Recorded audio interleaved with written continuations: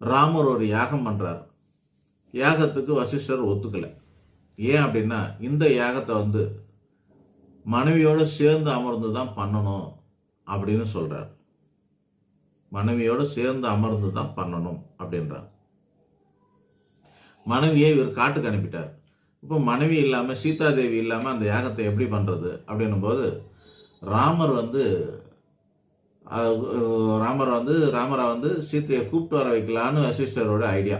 அதனால அதெல்லாம் முடியாது, அவங்க இல்லாமல் பண்ண முடியாது, யாகத்துக்கு அவங்கள கூப்பிட்டு வான்றாங்க. அவங்க சன்னியாசியாக போயிட்டாங்க சீதாதேவி. இப்போ எப்படி வருவாங்க அப்படின்னும் போது ராமர் அந்த மாதிரி இதுக்கு ஒத்துக்காமல் என்ன பண்ணுறாரு, கூப்பிட்டு வர்றதுக்குலாம் அவருக்கு விருப்பம் இல்லாமல் ஒரு டெக்னிக்கை சொல்கிறாரு. பொண்ணு வைக்கிற இடத்துல பூ வைக்கலான்னு சொல்கிறாங்களே, அந்த மாதிரி பெண்ணு வைக்கிற இடத்துல பொண்ணு வைக்கலான்னு சொல்கிறாங்களே, நம்ம நிஜமான கடவுள் இல்லாதப்ப என்ன பண்ணுறோம் நம்ம அப்படின்னு கேட்குறாரு. எப்படி நிஜமான கடவுள் இல்லை வணங்கணும், நிஜமான கடவுளுக்கு பதில் நம்ம யாரை வணங்குறோம்? சிலா ரூபத்தமாக வணங்குறோம். சிலைகளை செய்து வைத்து ஐம்பொன்னாலேயோ பித்தளையாலோ கல்லாலேயோ ஒரு சிலையை செய்து சிலைக்கு தானே நம்ம சாமியாக பாவித்து என்ன பண்ணுறோம், பூஜை பண்ணிகிட்டு இருக்கோம். அது கல் சிலைக்கு ஆவாகனம் பண்ணி சாமியாக ஆக்கிட்டு மணி மந்திர யந்திர தந்திர ஔஷதங்கள்லாம் அந்த சிலைக்கு அடியில் வச்சு அந்த சிலைக்கு ஒரு உயிர் கொடுத்து அந்த சிலையை சாமியாக கடந்து இன்னைக்கு வரைக்கும் நம்ம எதை சாமியாக கும்பிட்றோம்? நம்ம கல் சிலையை கும்பிட்றோம். வீட்டில் எதை சாமியாக கும்பிட்றோம்? ஃபோட்டோவை கும்பிட்றோம். கரெக்டா? இதெல்லாம் உண்மையா? அதெல்லாம் பொய், மூட நம்பிக்கைன்னு கூட நாத்திகர்கள் சொல்லுவாங்க. ஆனால் நீங்கள் கடவுளுக்கு பதிலே டூப்ளிகேட்டாக ஒரு கல் சிலையை வச்சு சாமி கும்பிடும்போது, நான் மனைவிக்கு பதிலாக பொன்னாலான ஒரு சீதாதேவியோட உருவத்தை வச்சு பண்ணுறேன் அப்படின்னு சொல்லிடுவார்.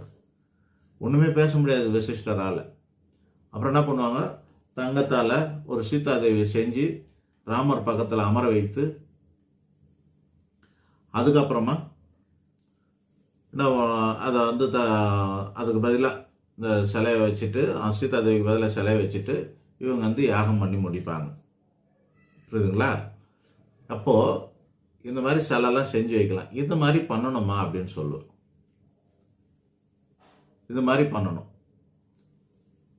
நாங்கள் எங்கெங்க சிலைலாம் செஞ்சு வைக்கிறதுன்னா, இல்லைங்க இந்த மாதிரி 60வது கல்யாணத்துக்கு கூட ஒரு பிராமணருக்கு 60வது கல்யாணம் பண்ணணும்னு